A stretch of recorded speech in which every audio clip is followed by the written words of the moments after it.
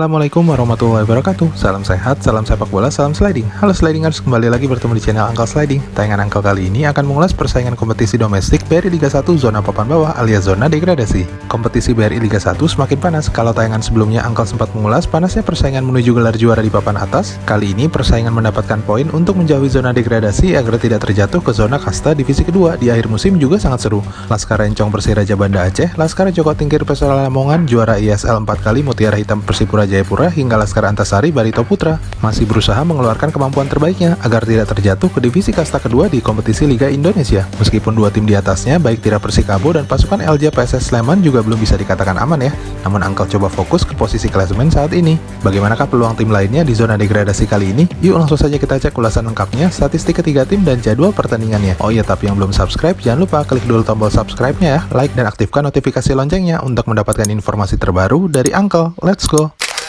Statistik performa ketiga tim. Laskar Antasari Barito Putra yang saat ini berada di posisi 15 dengan poin 25, unggul 3 poin dari Persipura Jayapura dan selisih 2 poin dari tim di atasnya Tira Persikabo.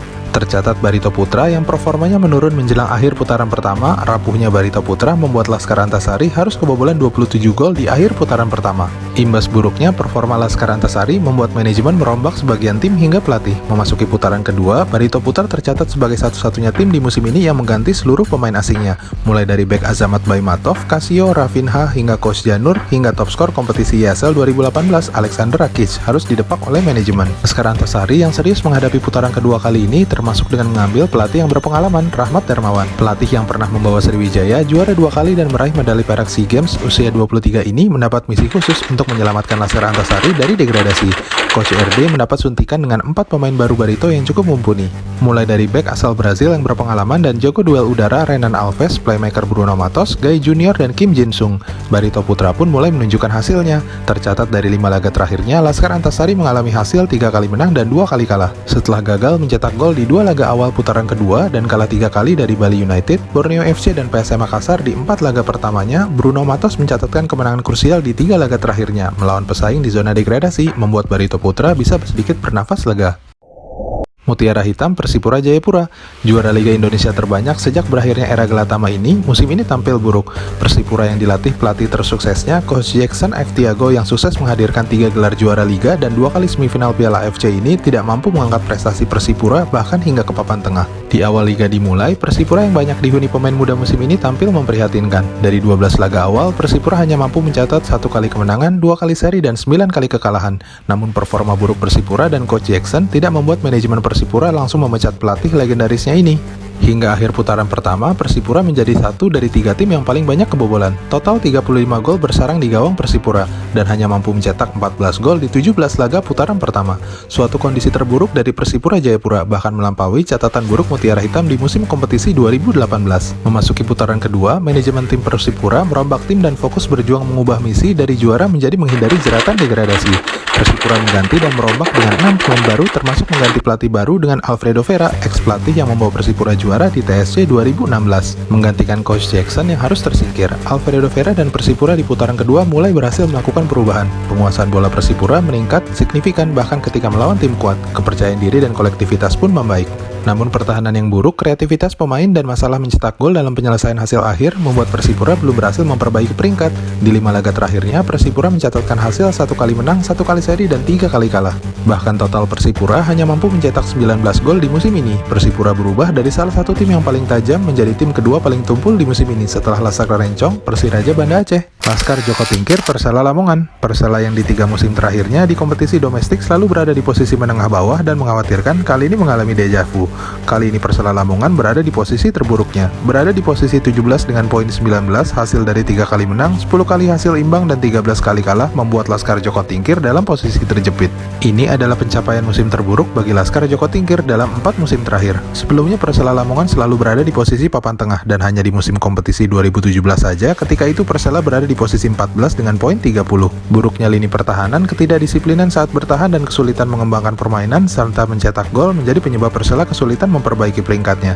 Bahkan Persela Lamongan telah kebobolan 30 gol saat putaran pertama berakhir atau 2 kali lipat lebih banyak dibandingkan gol yang dicetak Ivan Carlos dan kawan-kawan saat itu yang hanya mencetak 15 gol.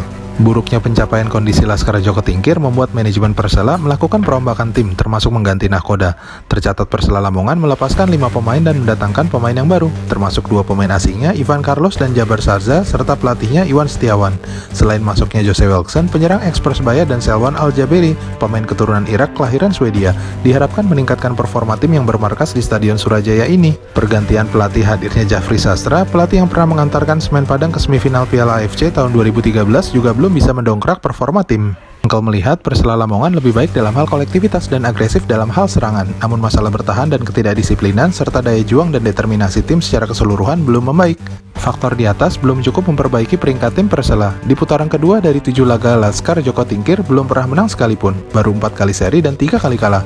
Dari data statistik, Laskar Joko Tingkir membuang peluang mendapatkan 10 poin.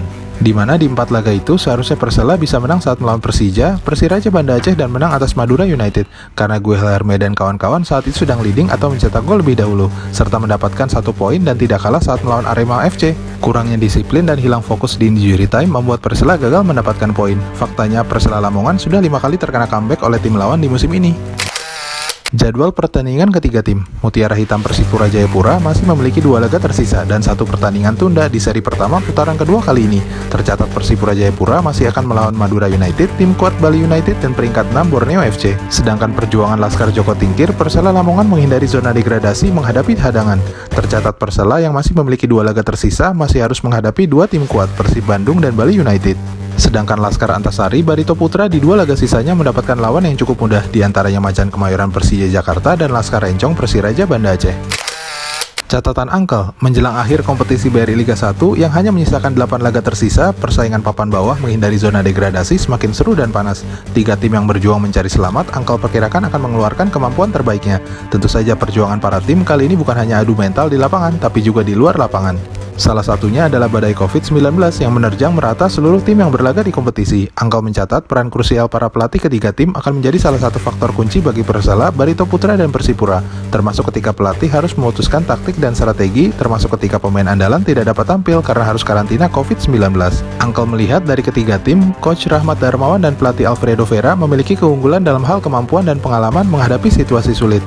Coach RD yang pernah membawa Sriwijaya juara ISL 2 kali ini di putaran kedua membawa dampak cukup signifikan. Barito Putra yang menang di 3 laga terakhirnya dan berhasil meningkatkan semangat juang dan ketajaman Barito Putra. Berdasarkan data statistik, Barito Putra berhasil mencetak 12 gol di 7 laga terakhirnya setelah kalah 0-2 dari Borneo FC, termasuk saat menang di laga krusial saat menghadapi Persipura dan Persela kemarin. Sedangkan pelatih Alfredo Vera, coach Persipura memiliki kemampuan dan pengalaman membawa tim Persipura menjadi juara di Torabika Soccer Championship 2016. Selain itu, promosinya Persebaya ke divisi utama adalah bukti nyata kemampuan Alfredo Vera. Bahkan sejak diambil oleh Alfredo Vera, Persipura tampil percaya diri, lebih tenang dan dominan dalam penguasaan bola meskipun menghadapi lawan berat. Yang terakhir, Jafri Sastra dan Persela. Angkel melihat berada dalam posisi yang cukup sulit, namun masih memiliki harapan. Coach Jafri sendiri berhasil mengangkat performa Persela meskipun belum maksimal. Persela mampu mencetak gol lebih dahulu di 4 laga putaran kedua. Catatan Angkel yang lain adalah faktor determinasi dan daya juang tim akan menjadi salah satu faktor krusial lainnya bagi tim jika ingin menghindari jeratan degradasi. Jika melihat pada 4 musim kompetisi Liga Indonesia sebelumnya, di musim 2017 Perseru Badak Lampung berhasil keluar dari jeratan degradasi ketika itu. Tampil luar biasa di 5 laga terakhirnya, Badak Lampung menang 4 kali dan mendapat 12 poin tambahan yang membawa Badak Lampung lolos dari jeratan degradasi. Di 2 musim berikutnya, 2018 dan 2019, giliran Tira Persikabo dan Nil Maizar berhasil membawa Alexander Rakic dan Osa Saha tampil efektif dan luar biasa, sehingga lolos dari lubang jarum. Jika kita lihat lebih jauh dari catatan statistik mengenai daya juang dan determinasi ketiga tim, determinasi dan daya juang Persela adalah salah satu tim yang paling sering kebobolan di menit 80 ke atas. Di menit krusial 80 menit ke atas hingga injury time, total Persela Lamongan sudah kebobolan 11 gol, bahkan Persela sudah 5 kali terkena comeback yang mengakibatkan Laskar Joko Tingkir kehilangan poin krusial. Angkel melihat kemampuan Persela Lamongan untuk mengeluarkan Persela dari jerat degradasi berada di pundak Demerson di posisi back, Gianzola dan playmaker Guel Herme serta penyerangnya Jose Wilson. Sedangkan Laskar Antasari Barito Putra tercatat kebobolan hingga 9 gol dan hanya mampu mencetak 3 gol di menit 80 ke atas. Ini menjadi catatan kurangnya daya juang determinasi serta lengahnya pertahanan Barito Putra di musim kompetisi kali ini. Namun hadirnya Coach RD dan faktor kunci pemain Barito mulai dari Renan Alves, Bruno Matos hingga Lutfi Kamal dan Bayu Pradana yang tampil impresif membuat performa Laskar Antasari cukup baik di 3 laga terakhirnya. Akankah penampilan para pemain Barito konsisten di sisa laga kompetisi? Sedangkan faktor determinasi determinasi dan daya juang hingga akhir juga menjadi permasalahan di tim Persipura. Namun faktor ketajaman dan kreativitas lini serang serta kelengahan dan ketidakdisiplinan menjadi penyebab Mutiara Hitam tampil buruk di musim kompetisi kali ini. Tercatat Persipura hanya mampu mencetak 2 gol di menit 80 ke atas dan injury time. Yohannes Pahabol, Yevan Bohasvili hingga hadirnya Vergonzi belum memberikan ketajaman di penyelesaian hasil akhir bagi Persipura. Jika dibandingkan musim 2019 lalu, Persipura mampu mencetak gol 2 kali lipat dengan total 47 gol yang ketika itu Trisula Boas, Gunansar Mandoen, dan Nilton Moreira masih menjadi andalan. Mampukah Coach Alfredo Vera membangkitkan faktor kunci potensial para pemain Persipura? Sebut saja Yevan Bohasvili, Ramiro Vergonzi, Bek Doni Monim, hingga Yohannes Pahabol dan menyelamatkan tim paling timur di kompetisi kali ini. Jadi menurut Slidingers, siapakah yang tim yang akan mampu mengekor kesuksesan Badak Lampung di musim 2017 dan tidak Persikabo di musim 2018 dan 2019 dan mampu mengeluarkan sisa tenaga, determinasi, dan daya juang menjelang akhir kompetisi yang hanya tersisa 8 laga musim ini? Terima kasih telah menyaksikan tayangan Uncle kali ini. Jangan lupa ya untuk subscribe, like, dan aktifkan notifikasi loncengnya untuk mendapatkan informasi terbaru dari Uncle. Assalamualaikum warahmatullahi wabarakatuh.